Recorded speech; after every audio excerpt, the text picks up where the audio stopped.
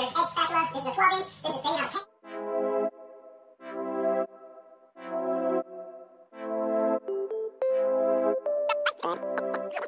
Today on the agenda is spackling, right? You see that there? Now, you saw that green compound. You will see it in blue. You will see it in green. You will see it in different colors. And sorry, the phone rang in the middle of this. So yeah, you'll see in different colors, even purple. Now, they all say there's different kind of things they work with, better with joints and so forth, the paper.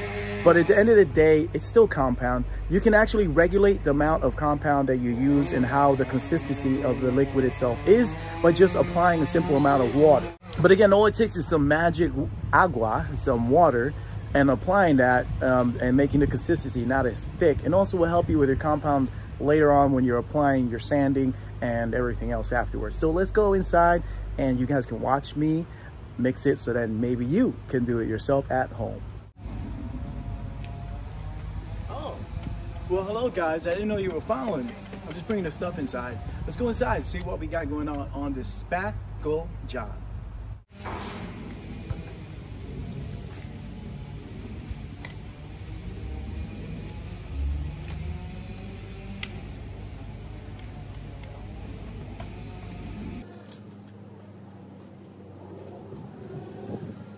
All right guys, here we are. We're ready to start this project here today, spackling away. I'm going to show you guys how to DIY spackle yourself. Even if you don't know, it's very simple. One big thing you always want to do is make sure that the room is super cleared up the way it is. There's nothing on the floor currently, just put a broom, my compound bucket, and I have my spackling stuff. And also I have some other things in here that I might need here and there. Let's go over the checklist so you guys make sure you're ready, full, and prepared.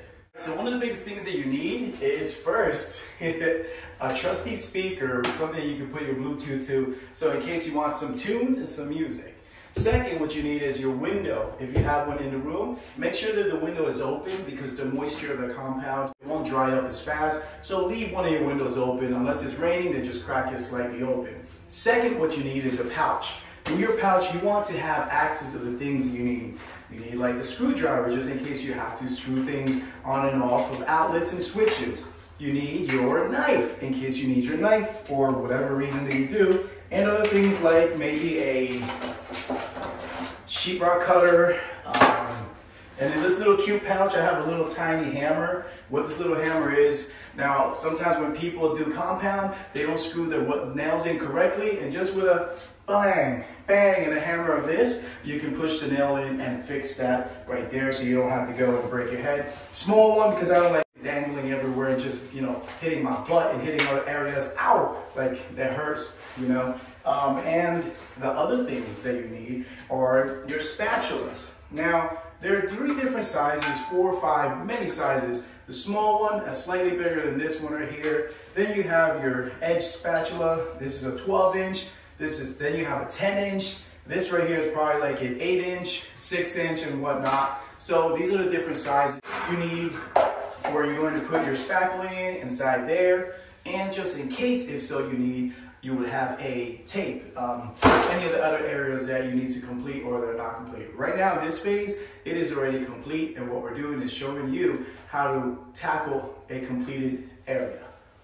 All right, so let me fairly advise you and warn you, this is a messy job. Just like painting, you can get spackling everywhere. So if you want to wear the appropriate clothing that you don't need to use much and you can get dirty, I suggest you do so. I like to wear regular clothing because to me, I don't get it on me as much as just on my hands. Second, if you want gloves, you can get these cheap as a 10-pack or whatever at Home Depot for like a few dollars. Maybe more than 10, I don't know. I forget how much it was. But yeah, you just apply it as you see that. Keep specific gloves just for this type of job like that. In this project here, I put one of my helpers to actually do the compound. They're actually my journeyman.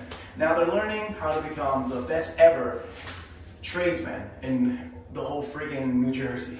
So one of the things they did is the first time, but I did tell them the steps, make sure that when applying this, you're cleaning it off very smooth until nothing is left.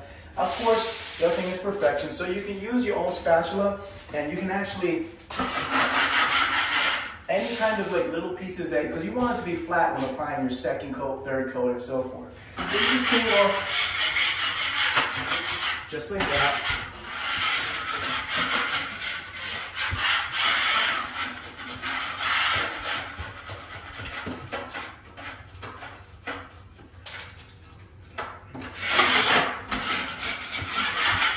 Now you don't have to scratch it hard, just enough to take off, because this is very sharp. It'll take off any kind of excess compound left over.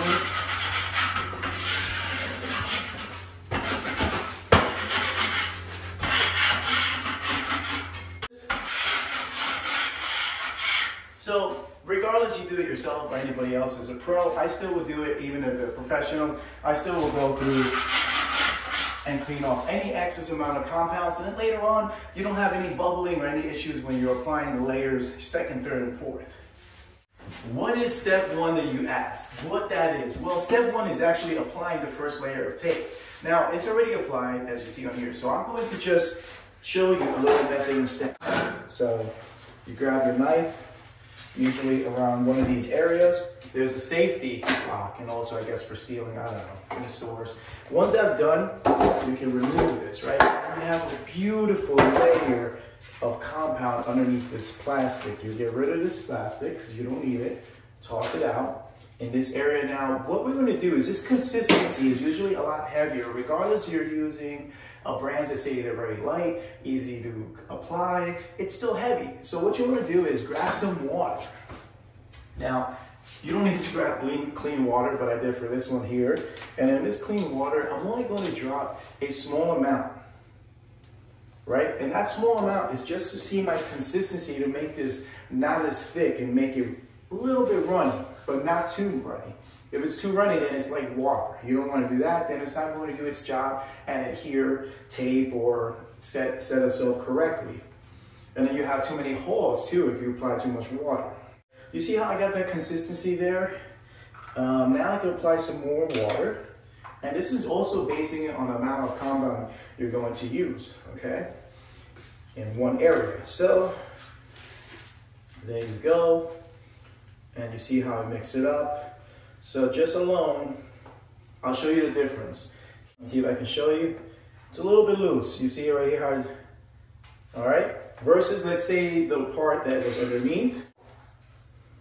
So here you can see that it looks thicker than the other consistency I showed you before. That was a little bit more runny and smoother. This is very, stiff, and there's a little bit of the water. So the whole idea is to get this a little bit moisturized, not too much, but just enough. It's when you're applying the coats, it makes it better, easier for you to work with, and also makes the job look 10 times better.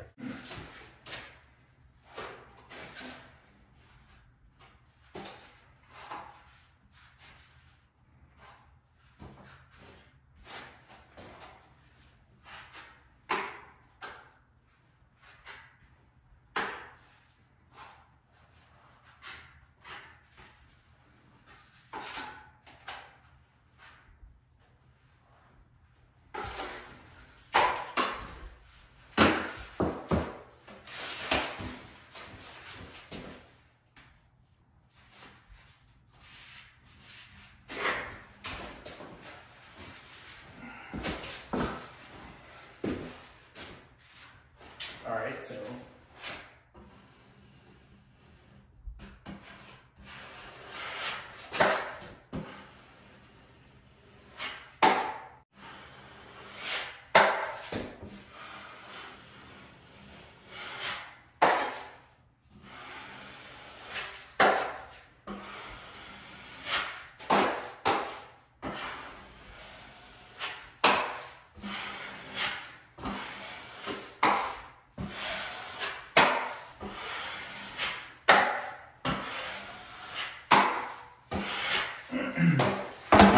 Alright, just here so you notice, I really cleaned off most of the compound on that tape. Alright, so notice that I literally don't have any kind of excess compound remaining. All of it. And you're going to have some left on your spatula, so what you want to do is make sure that you clean it off on here. Now here's another tip. When cleaning this off, try to clean off on one side, because what's going to happen, leftover paper from the sheetrock, leftover paper from the tape that you apply will most likely stick on here. So you don't want to have those little bits and pieces on your compound, or you're finishing your second and third coat, or it being in a way. So again, use one side, and then later off, you can always See, just like that, clean it off, put it wherever it has to go. So this way you don't have, what I did is I put it on a piece of cardboard or something. So you don't have that excess amount left over in here. And then you have little rocks, dried up pieces that will ruin your compound and leave indents. That's the thing that you want to avoid. You want to make it as smooth as possible. So to do that, always clean off one side and use one side to just grab some of this and apply it to the wall. Again, eventually you will have to clean even the other side. So make sure that you always clean your bucket. Thinner, not thick. Okay, smooth.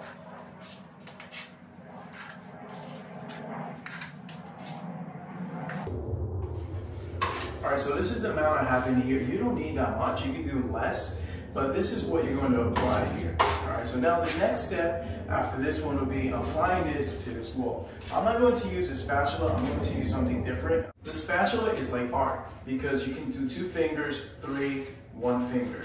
The pressure that you apply on the spatula, it depends on how much now you're going to leave behind. So the idea is to press down, but not too firmly, enough to leave your first layer of compound on here. Let me show you exactly how that works out. So once you get really good at doing this, you become Picasso spackler. Mr. Picasso, I could do a lot about art. All right, so look, again, it's all about the art of your hand, okay? Of how smooth and how hard you apply this. Here's a perfect spot, look at this area here. I'm just going to apply it without perfection yet, okay? I'm just going to lightly apply it, not squeeze, not push down hard, so I can leave a good amount of film, of skim coat, right? Because this area looks a little bit iffy, right? I'm going to apply a good amount, but I'm just doing it for this heavier part, okay, just for that part. So you can see how much of an art it becomes. Here,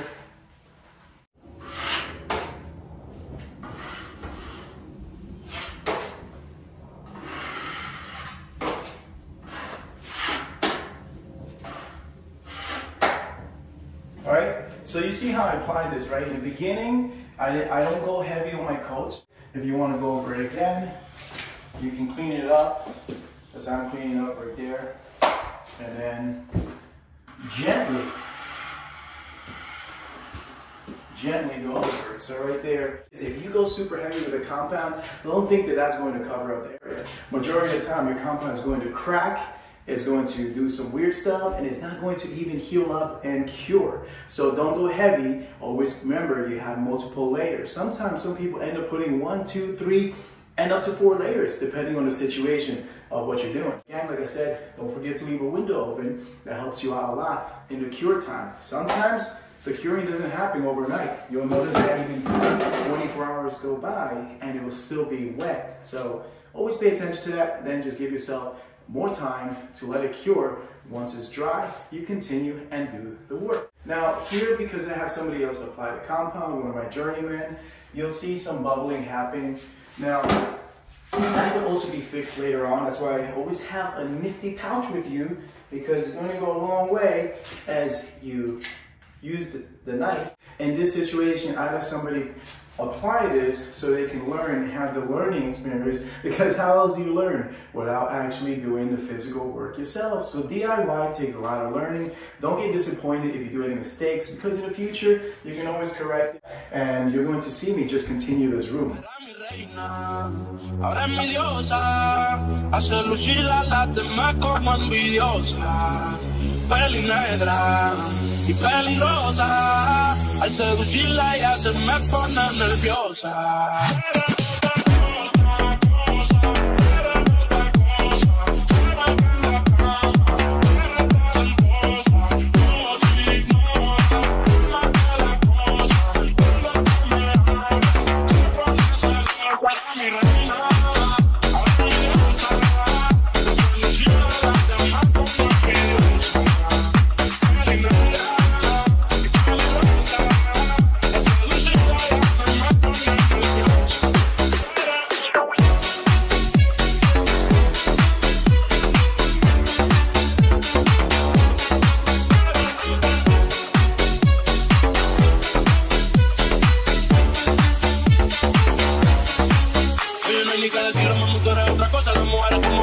que tener la esposa. Le gusta hacerlo, veces corrida no reposa. Si le falla y el corazón te lo destroza. Si la quieren tener, no se va a poder, porque ya para mí se va a poner. Contigo nadie se va a contener. Te quiero comer sin detenerme. Él la cartera. A mí dile que tú no eres cualquiera. Van a cogerle envidia y se enteran. Y por culpa mía no está soltera. Era mi reina, ahora es mi diosa.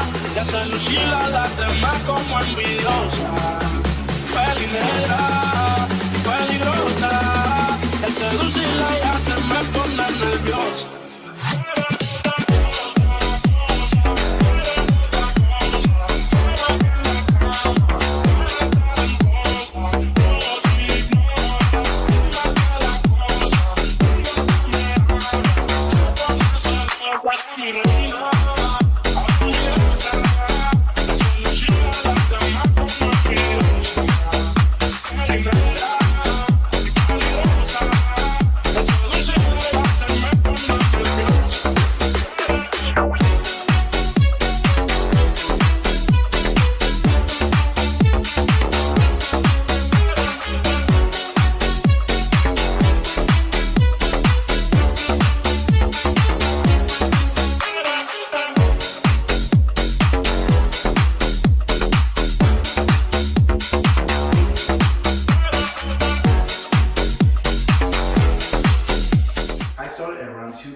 It's now like around almost 6 p.m. So that's about 4 hours this room took. This is about a 10 by 10. Don't forget to always clean this up here. All right, clean up your tray all the time. I clean this at least like more than 10 times probably. The reason for it is every time I refilled and did the mixture of water, I usually do the mixture of water within the bucket as you saw before. So that was several times, and then me cleaning off the spatulas, cleaning off the plate where you put the spackling in, and dumping it into an area where I would not use that again. There's little speckles in there so they don't ruin the compound. But yeah, so this is exactly what I did, and there's still more coatings involved here. I'm probably going to coat here about 2 more times, and then this will be nice and smooth, ready for sanding and ready for priming and painting. Guys, that's pretty much it for today. I'm done. My speaker ran out of battery.